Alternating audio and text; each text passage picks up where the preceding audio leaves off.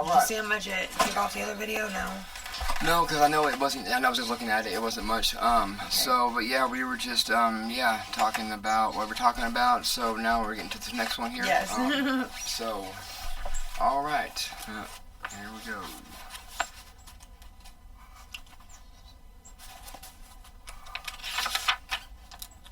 November 27th. Okay, the consecration of spiritual power. By whom the world has been crucified to me, and I to the world. Galatians 6:14. If I dwell on the cross of Christ, I do not simply become inwardly devout and solely interested in my own holiness. I become strongly focused on Jesus Christ's interest.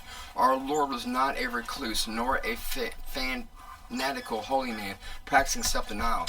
He did not physically cut himself off from society, but he was inwardly disconnected all the time. He was not aloof, but he lived in another world. In fact, he was so much in the common everyday world that the religious people of his day accused him of being a glutton and a drunkard. Yet our Lord never allowed anything to interfere with his consecration of spiritual power. It is not genuine consecration to think that we can refuse to be used of God now in order to store up our spiritual power for later use. In order to store up that is a hopeless mistake. The Spirit of God has set a great many people free from their sin, yet they are experiencing no fullness in their lives, no true sense of freedom. The kind of religious life we see around the world today is entirely different from the vigorous holiness of the life of Jesus Christ. I do not pray that you should take them out of the world, but that you should keep them from the evil one. John 17:15.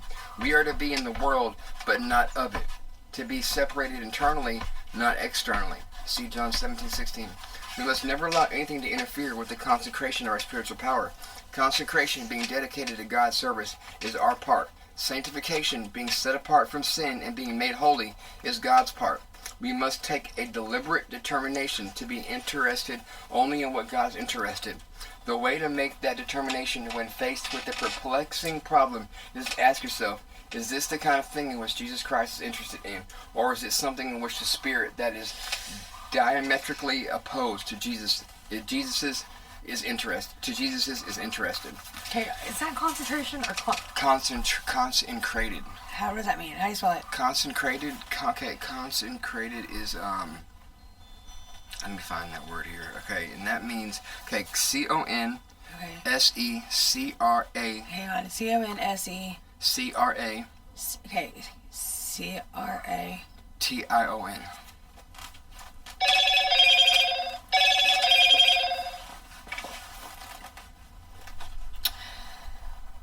Okay. Consecration. Okay, is the solemn dedication to a special purpose. Okay. Consecration literally means association with being sacred, person, places, thing. Okay.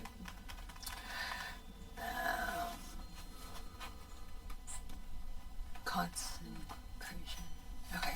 Alright. I didn't know what that word meant. I was like, oh, what does this word mean? It's a great word. It's a good okay, word. So being it's devoted. A word. Yeah, it's an being awesome word. solemn dedication to a special purpose or a service, usually religious. Okay. I just I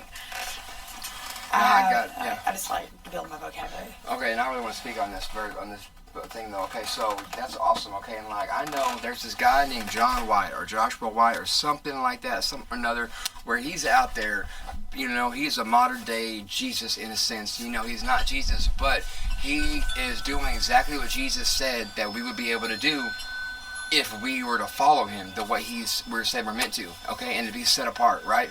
And that is, we're not indulging in any sin, right? Once we cannot indulge in any sin, you know, and it's disconnected from our lives, you know, we will be able to perform the works that Jesus did, okay? And it's on, and you can YouTube this dude, okay? And he straight up, he goes around the streets and he heals people right then and there of all kinds of stuff. Like this one woman, it's her foot is like this much shorter than the other one, and he straight up grows that woman's foot out, like no lie, no tricks. You know what I'm saying? Like straight up, like he is, you know, because he believes in the power of the cross and Jesus Christ. And he is set apart. He does not sin. You know, he left sin behind. Because of the power of the Holy Spirit, you can do that. You know, that's what he came to do. You know, and when you call on Jesus Christ, you can do all things.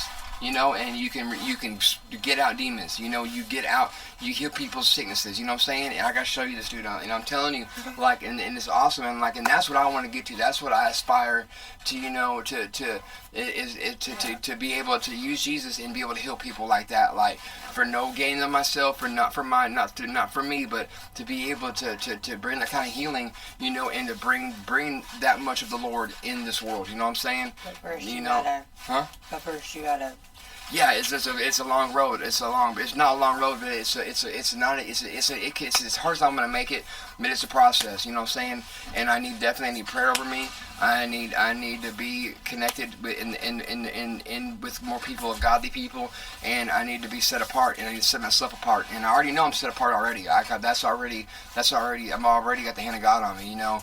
And it's for me how I live my life and what I'm allowing Him to do with it. You know what I'm saying? And that's what I want to get to, and I can't wait. And that's what I know the calling of my life is, and I know it, and I can feel it, and I need to get there.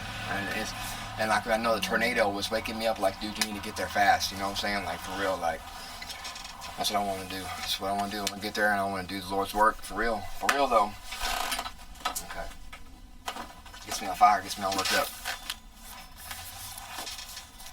And that's why I definitely, like, and, you know, also, you know, like, as I keep convicts me of the things in my life that I know I shouldn't be doing, you know. But you know, I want to do them just as bad as you do. You know what I'm saying? Obviously, you know what I'm saying? Like, it's not easy. It's not easy. It's not meant to be. You know, it's not. Being a Christian is not for the weak. I'll tell you that right now. It is not for the weak. It is not for the sissies. I'll tell you that. Like, it takes a lot to be able to actually follow Jesus and do what, you know, He requires. It's not easy at all. It takes a lot.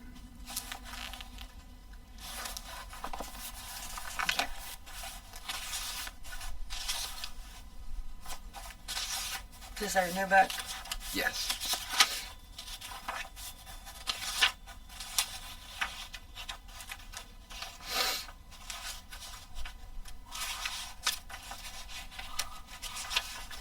Okay, November 27th. Okay. Grace and peace be yours in abundance through the knowledge of God and Jesus our Lord. 2 Peter 1:2. One of my favorite parts of Thanksgiving is eating of the leftovers. You can't beat turkey sandwiches piled high with stuffing and cranberry sauce. Maybe I love these leftovers so much because with 6 kids in our house, especially during their teenage years, we didn't have many leftovers. I'm starting to realize a perk of being an empty nester is enjoying leftovers more often, as well as just having my favorite cereal last more than a day. Most retailers in our culture today encourage us to buy their products in bulk. The whole premise of stores like Costco and Sam's Club is that we'll save money if we buy an acre-sized box of macaroni and cheese or 1,000 pounds of ground beef. While it's good to save money and plan ahead, it's easy to fall back into that more is better mindset. You know, the one that's got me in trouble with sprees at the movies that time. Sprays of candy. Yeah. Yeah. Fortunately, spiritual abundance is not about collecting more stuff.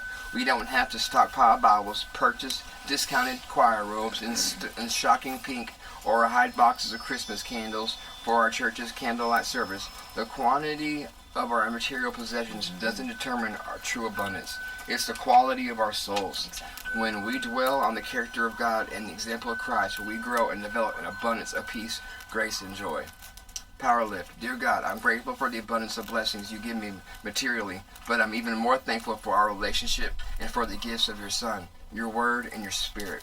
Oh, yeah, that's wonderful. That's so awesome. I love that. Like, that's so true. Like, man, like, you know, and like all the things that I got and stuff, like I've always been very blessed in having things, and you know, and like back when I used to have friends, you know, like growing up, like I used to give like so much of my stuff away.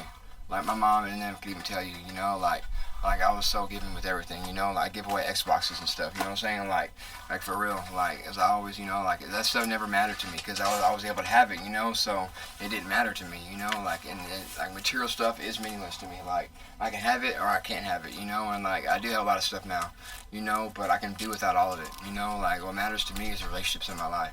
You know, and I only have a few because this world we live in is so messed up, you know, like, and I'm picky. I guess I'm very judgmental. I am, and I need to work on that, you know, like, because I won't just let anyone in my life, you know, and only people that are worth it, you know, and that's not right. That's not a good mindset, you know. So it's not only people that are worth it, but I mean, it's ones that are gonna, how do I say it? I've always believed, like, anybody bring into your life, like, as long as they're not causing any more trouble or bad, bad for you.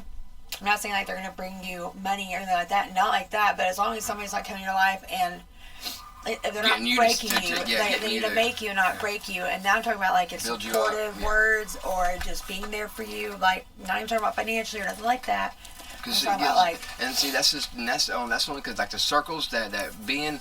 where we in the common in middle class where we live, it's more common for us to meet people that are going to bring you down, to sin, to commit crimes, to be lazy, to go jack off, with your life, and then take it serious. Like, the circles that we find ourselves in are more likely to be those than the people that are going places with their lives. Because the ones that are going somewhere, the ones that got goals and ambitions and are trying to be successful, and they aren't out there running the streets. They're not out there making friends. They're not out there doing that stuff. They're out there handling their business. You know what I'm saying? So they're not easier. It's not as easy to find those kind of people, And that's why getting connected into a church or a support group, really is the best place to find people like that are good for you and healthy for you, But you gotta be careful because in the support group ones, you also find people that, live a life like we live, and don't take it serious. Or they're going to fall easily to fall back, but in the church, I feel like that's the best place to be able to find somebody that I can look up after and that, that I can, use, someone's going to make me a better person, they're not going to want to see me slip up and fall, they're going to challenge my thinking and help me to be a better person, and not be worse, and that's the kind of people I want in my life now, instead of, people are just going to bring me down, for sure, definitely. But I forget the point of what I was reading. We'll read back over it and see, baby.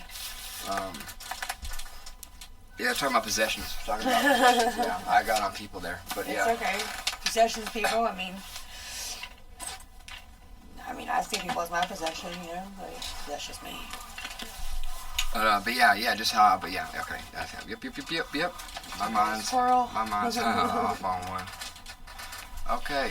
All right, and this is not scripted, just to say. We're not scripted at all.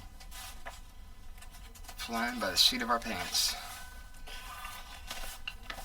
Okay. Gratitude remembers. Remember the wonders he has done, his miracles, and the judgments he pronounced.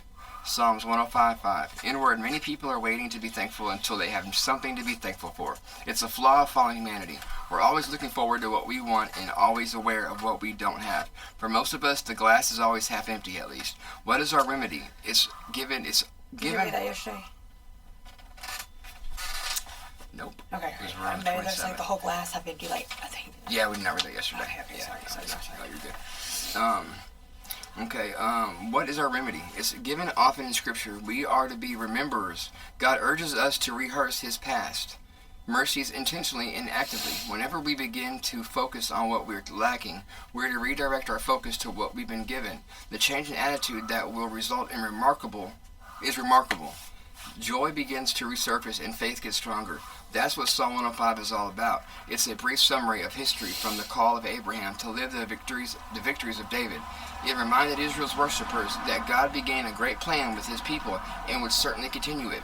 It encouraged them to count the miracles he had done.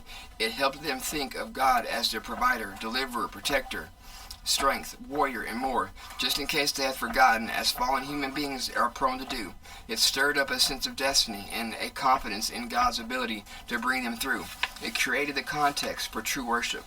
Indeed, don't we need such reminders? We easily forget God's providence, salvation, and love. We fear that he might not protect us this time, or that he might not hear our prayer this time, or that he might abandon his plan for us. An intentional memory of his works will help us dispense with those lies. It will cultivate all the things we need to believe in him and worship him again. Try making a list of all the things you are thankful for. Remember God's past mercies and write them down. Try composing your own psalm in remembrance. Then read over these things often. Set them to music if it helps. Let your mind be saturated with the goodness of God, and you'll be amazed at how the goodness of God becomes real. Oh, that's so true. That's so true. I really have a lot to be thankful for, and I no matter what situation I'm in, I find myself being in the worst situations, and I always, in those situations, I'm always the most thankful because the smallest things that happen, I'm so appreciative of, and I thank God, and they mean the most, and the God likes to put me in bad situations sometimes because I think He likes to see me, because because when I have a lot, I'm thankful, yes, I'm grateful, but I don't express it as much, and that's not good. You might express it, you don't show it, maybe, you might not express it, but you always gotta remember actions and words, you gotta, more than expressing it, maybe. Because I think you show that you're grateful. You don't show. You say you're grateful. I think you do. I don't show it. I know. Do you? I feel like I do, but I don't. You're saying I don't. I'm not saying you don't. I'm just saying, do you verbally, do you think, you verbally say it too? Or show it? Do you show it, verbally and, through your actions? Usually, yeah. Okay, then what do you think? What's your problem? No, I have one. Oh, okay. I thought you said you don't think you show it. With God, I don't feel with God. I think yeah. people in general, I was like, baby, yeah, you do. No, yeah. With God, when I'm in the worst situation, I'm way more thankful about things. But when things are good and stuff, I'm not as. I don't feel like I could be more to God. That's what a lot of people do. But at least you notice it. At least you notice it. That's the first step. You notice it, and then you just correct it. And then continue it. That's not a lot of people can even notice it. You know what I'm saying? Or realize it. You know what I'm saying? They just whatever. Yeah, it doesn't matter to them. I was just talking about that last night. When I was in prison, that's what it took for me to sit down and actually connect with God. And then when I got out of prison, I started falling off again, and it was that wasn't right of me. And I'm glad that I got back where I needed to be, and I plan on staying this way. I am gonna stay this way. God didn't deserve that. It says, whenever you don't need me, don't forget about me. Right. And I did. I didn't forget about him, but I quit. Went back to what you wanted in exactly. your desires. It was all about me, and I was, that was wrong. He didn't deserve that, and I'm glad I pulled my head out of my butt on that one, and it took people and things to help me realize that, but you think if you wouldn't have met me, or if I wouldn't have been in your life, you think that you would be having a relationship with God like you do, or I don't know. I don't want to say no. I don't think I would have had it like I do right now. I don't think I would have connected, as soon as I did, but eventually. But do you know anybody in your life outside of me that had a relationship with God like this? They don't push me to it, except my Meemaw, but my Meemaw, she, what I'm saying, she'll talk about God or anything like that, but, she doesn't ever try to push things on people, what I'm saying, she'll say, talk to God, But do they, my Nana says it too. But do they even, do they just pray? Do they just pray, or, do they actually read? No, my Meemaw reads her Bible every day, all day. That's awesome. My Meemaw, like I said, my Meemaw and my Papa were, the perfect example of what man and woman should be. My Meemaw, that's one book she has, is her Bible, and only her Bible. That woman is all about her Bible. It's in God, That's awesome. I would love to, if you're in your sound mind, I would love to talk with her. Yeah, and stuff, That's one that lives with my Nana, or my aunt. Huh? That's the one that lives with my aunt. Yeah, I know, yeah. That's what I was saying. I wish if you was in your sound mind, that I'd be Yeah. She has dementia and a little bit of Alzheimer's, and That would make it hard too, right? Make it hard to, or not really. No, my aunt says weird shit don't bring new people. I don't know. My aunt. Well, I know I won't ever be able to. No, and it's wrong. It's wrong. It's messed up. I wish I wish you could have met my papa before he died. That man right there, he was. I'm not trying to be bragging or anything, but no, my papa, he was perfect. I've never met a man that was all about the Bible and God and lived. He didn't have sex, nothing before marriage. He remembered me when she was 16. You know what I'm saying? He did everything that God asked him to do, and my papa lived an amazing life. An amazing life, and he gave, and he gave, and he gave, and he had people run him over, and he still gave, and he still gave, but he never, don't get me wrong, he didn't get played like a fool. He wouldn't help that person like he did. You know what I'm saying? He'd always be there for them, but he would not help them the way he did help them. once they used him, you know what I'm saying? Yeah. Like, he cut them off real quick, but he would still be there for them, you know? Like, oh, you need this? Well, I'll pray for you. He would, instead of giving them stuff, he would just pray for them, you know, because they used him, you know? And my papa won't get played like a fool either, you know? But, you know, my papa was the reason I believed in God. My papa and my mom were the reason I went to church when I was little, you know what I'm saying? Like, they are the only reason I did. And once my papa died, I fell off real quick, you know? And that was almost 12 years ago. I mean, it's like even when I don't have a relationship with God, and like just from His Spirit being, having the Spirit in me, like when I was selling drugs and stuff, like I was always extra giving, you know. I'd always, you know, like I'd hook people up, you know, like when I shouldn't, you know, or I'd give them deals when I shouldn't, you know, or like. Yeah, but that was also the devil. Well, I mean, you can see it that way. I mean, you can see it that way. You know what I'm saying? You can see it that way. You can see it that way, but I still don't, because the nature of my heart was not like that. I mean, you know I'm the same way too, but I mean, it's, you know, drugs, you know. But like when I am with God, you know, and I'm not much more, you know what I'm saying? Like I just don't have no one in my life, you know. Like I don't see nobody, you know. There's no one there, you know. Yeah, I know. I feel that. Like I want more opportunity and stuff too, you know, like impart Him on other people. Like that's what I pray for, but that's why I go to these things and want to go to them and want to get out there, you know. Like I wish we'd stay in and like talk sometimes, you know, and like, you know, try. I mean, the only reason. I mean, we did last time. I mean, like this time before that, like, yeah, I had to get back and call my kids. Yeah, I did, and I you know, understand that. like that's a very important thing to me. Of course. Other than sitting around talking to people that I don't know, you know, at that time, like, Well, yeah. yeah. But yeah, I mean, like, yeah, we stuck around last time, you know, and that lady, you know, like, kind of felt awkward, like, she made me feel really awkward, so it was kind of like. What lady? That one lady at Celebrate Recovery. Oh, and, you know what I'm saying? And it's like, and then after that, like, there was nobody else to talk to. You know what I'm saying? Like, well, yeah, so I but feel like NA would be a good place to do and that. That's like, what I mean. you can stay there and talk. I mean, I've never felt like you wanted to do that. You know what I'm saying? Like, other than that I would like to, yeah, I would like to. I mean, all you have to do is tell me. You know, like, I don't know unless you talk. Like, I mean, but I get embarrassed. I don't know no one there, you know what I'm saying? So, I mean, like, I don't either, and I mean, that's why I'm not going to talk. You know what I'm saying? Like, you do what you want to do, you know what I'm saying? Like, and I'll do what I want. You know, like, it ain't going to happen if I just keep leaving, though, you know what I'm saying? Like, when it's over, like. Well, then good, I mean, you know? Yeah, I feel you. You got anything else to read? Nope. All right, That's all of them. Matthew and Proverbs. Yeah, Matthew and Proverbs.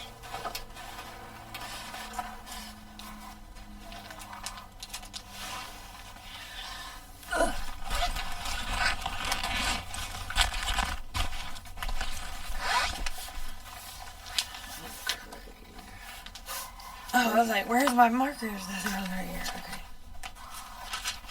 Okay. So we're on Matthew 8, right? Yeah. Okay, Matthew 8, verse 1. When he had come down from the mountain, great multitudes followed him. And behold, a leper came and worshipped him, saying, Lord, if you are willing, you can make me clean. Then Jesus put out his hand and touched him, saying, I am willing, be cleansed. Immediately his leprosy was cleansed. And Jesus said to him, See that you tell no one, but go your way. Show yourself to be priests, and offer the gift that Moses commanded as a testimony to them. Now when Jesus had entered Capernaum, a centurion came to him, pleading with him, saying, Lord, my servant is lying at home paralyzed, dreadfully tormented. And Jesus said to him, I will come and heal him. The centurion answered and said, Lord, I am not worthy that you should come under my roof, but only speak a word, and my servant will be healed. For I also am a man under authority, having soldiers under me, and I say to this one, Go, and he goes, and to another, Come, and he comes, and to my servant, Do this, and he does it. When Jesus heard it, he marveled, and said to those who followed, Assuredly I say to you, I have not found such great faith, not even in Israel. And I say to you that many will come from east and west, and sit down with Abraham, Isaac, and Jacob in the kingdom of heaven.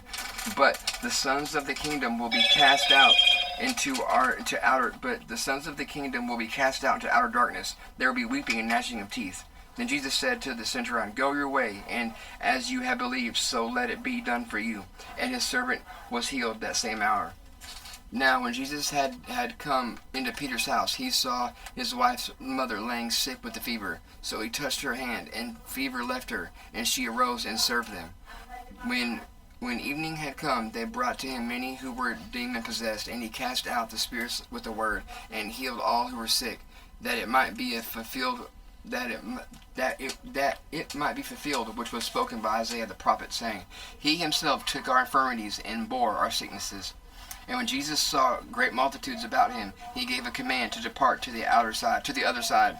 Then a certain scribe came and said to him, Teacher, I will follow you wherever you go. And Jesus said to him, Foxes have holes, and birds have the air, and the birds of the air have nests, but the Son of Man has nowhere to lay his head. And then another of his disciples said to him, Lord, let me first go and bury my father. But Jesus said to him, Follow me, and let the dead bury their own dead. Now when he got into a boat, the disciples followed him. And suddenly a great tempest arose on the sea, so that the boat was covered with the waves. But he was asleep. Then his disciples came to him and awoke him, saying, Lord, save us, we're perishing. But he said to them, Why are you fearful, O ye of little faith? Then he arose and rebuked the winds of the sea, and there was a great calm. So the men marveled, saying, Who can this be, that even the winds of the sea obey him?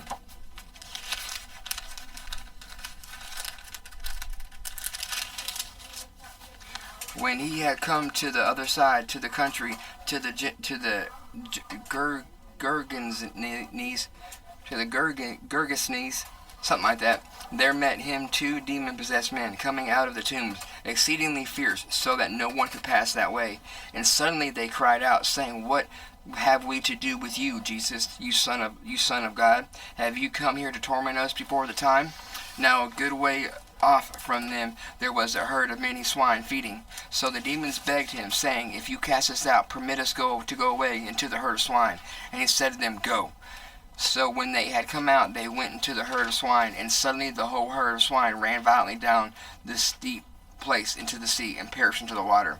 Then those who kept them fled, and they went away into the city, and told everything, including what had happened to the demon-possessed man. And behold, the whole city came out to meet Jesus, and when they saw him, they begged him to depart from their region. That's when he was in Galilee. Yeah, the prophet's not welcome and is not. Yeah. Okay. Now that's awesome. Like, I love the part where it talks about, the centurion, who had authority and commanded men. If I say tell this man to do that, he does it without question. So he knew the Lord. Being the Lord, that if he were to say something, it would be so. And that was the faith that he had. And that's awesome. Like. And never has he seen such faith. That's a beautiful part. I really love that right there. And then where it talks about the demons. Like when it says it's not the appointed time. Have you come to punish us before the appointed time? Really, hell isn't hell is not even being used yet. No one's in hell right now. Right. You know that, whenever hell takes on and takes and there's Hades, there's the dwelling place for the dead. You know what I'm saying? But there's not the hell yet, because whenever hell is established, that's when Satan goes there. We're in between. I feel like. Yeah, we are. Yeah. And we make this what we want it. Either we're gonna live a life closer to heaven, or we're gonna live a life closer to hell. And like when that time comes, that's when Satan will be cast into hell. Is whenever Jesus comes back. That's when hell goes on. You know what I'm saying? And that's when everyone that disobeyed, or is not a father, and he's not a son of is not believed in God and Jesus. That's whenever they go with him. They go with him to hell. Huh? I don't want that. Yeah, me neither.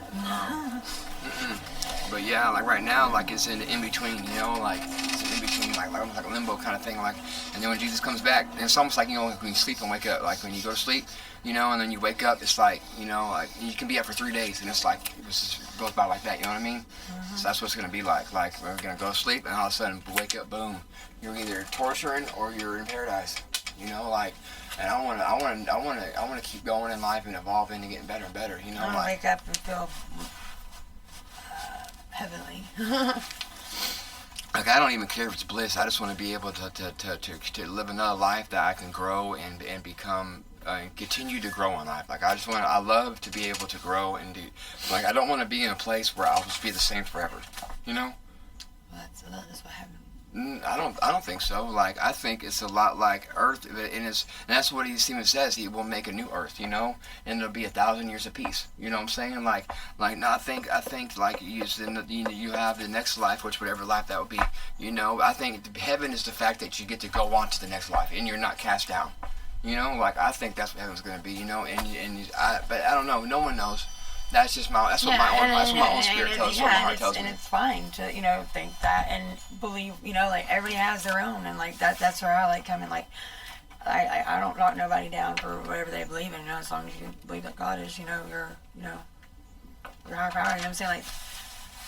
And that's all that matters, But I don't judge anybody to think what they think. Like, you know what I'm saying? I like to hear. Some people think that when we pass on, and if we go to heaven, that we reign over stars, that we reign over galaxies and universes. You know what I'm saying? Yeah, and I love to hear. I love to hear people's, like it's awesome. You know what I'm saying? Like me, I don't care what it is as long as it's good. You know what I'm saying? As long as it's. As long as it's better than here. Yeah, it's gotta be. You know what I'm saying? It's gotta be better than here. And I mean, like I said, it's. I'm excited. Life's what you make it. Like from here on out, like I plan on making my life as good and beautiful as it can be. And if heaven's anything better than this, then it's gonna be amazing. You know what I'm saying? Like I mean, because this is just to be alive. Is awesome. So. As long as it's better than here, then I'm happy. And knowing that you can experience heaven here on earth, and to know that there's heaven after here, that's got to be 10 times better. Yeah. Yeah. All right. Now, when I read the Proverbs 27, there is a little thing right here, and the Proverbs 27 isn't that long, so I'm going to read that. Study note. That's in your study. And it's for Proverbs 27. Yeah, that's your study Bible. So it's a side note for it. Yeah. Okay. So Proverbs 27. Don't brag about tomorrow, since you don't know what the day will bring.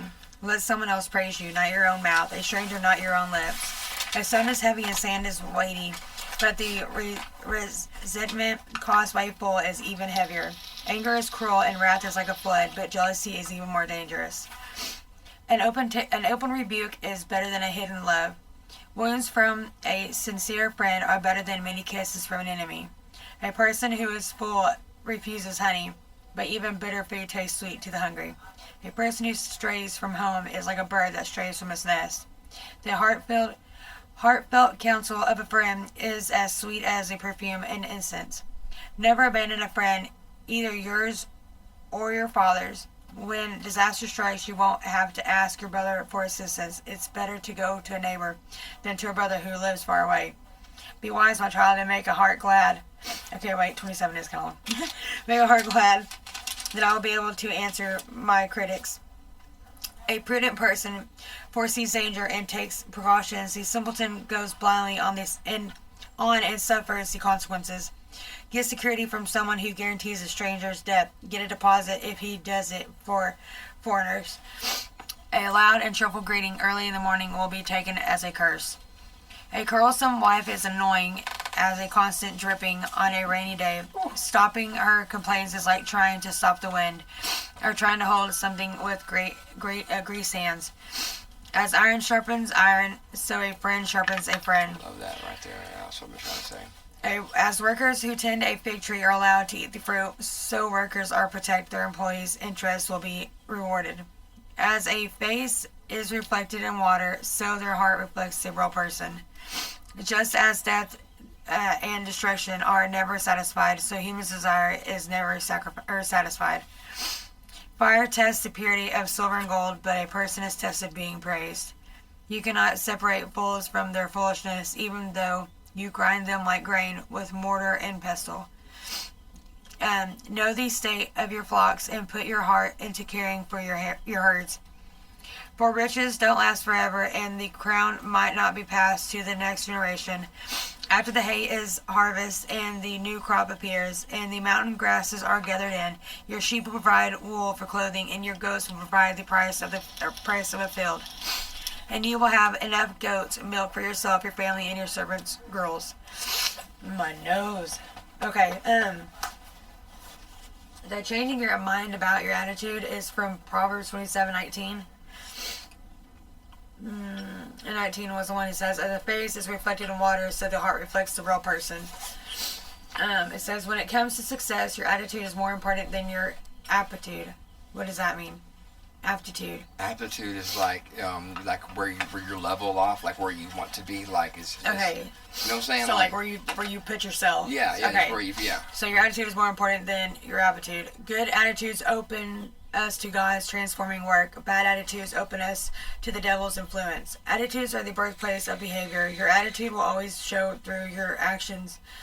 This is why God rewards our good attitude and disciplines us for bad ones. Hebrews 12:7-11. Your attitude will also influence your perspective. Philippians 4:11-13. Some people choose to be happy and thankful. As a result, they influence others to have the same perspective. Other people choose to be unhappy, and they infect those around them with their discontent. See, Sarah says some people choose to be happy and thankful. As a result, they influence others to have the same perspective. I like that. Yeah, that's what's up. I'm with that. The devil wants us to believe that the lie that if our circumstances were different, our attitudes would change. God's truth is that we can overcome any circumstance by choosing the right attitude.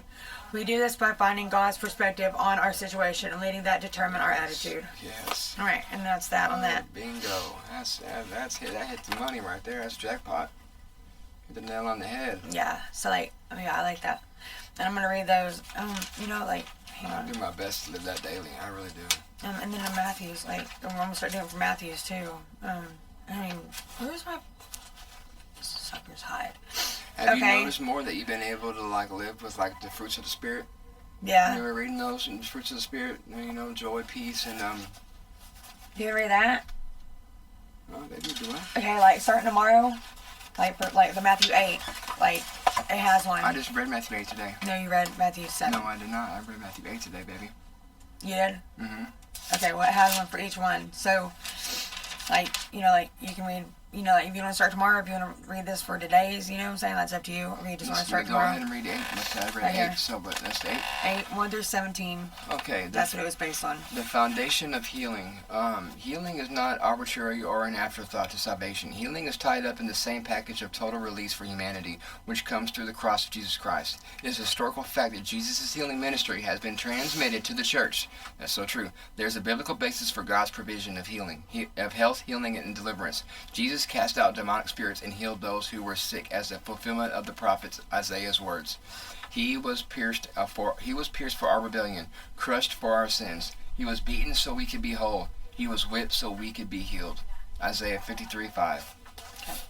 And we can start reading those. I didn't even notice that. I need to get my Bible, my study Bible. It's in the car. It's in the car? No, not that one. I have another one, a different Bible. Okay. I also have one at my Nana's house. I love it. It's the Recovery Bible. Yeah, that's a great the one. one I got.